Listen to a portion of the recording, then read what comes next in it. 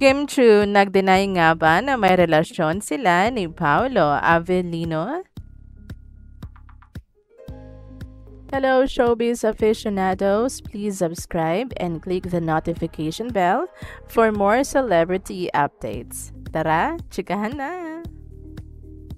Inasar ni Vice ganda si Kim Chu sa It's Showtime.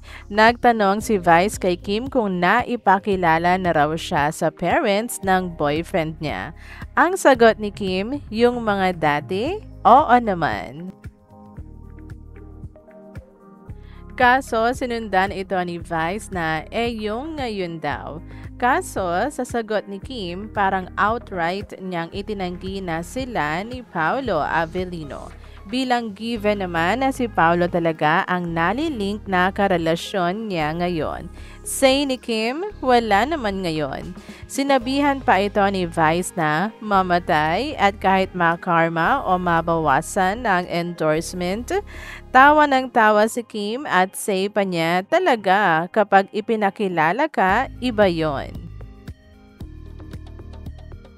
Nag-trending si Kim sa X or Twitter dahil sa naging pahayag niya sa It's Showtime habang hindi naman naniniwala ang karamihan ng Kim Pao sa sinabi niyang wala siyang boyfriend ngayon.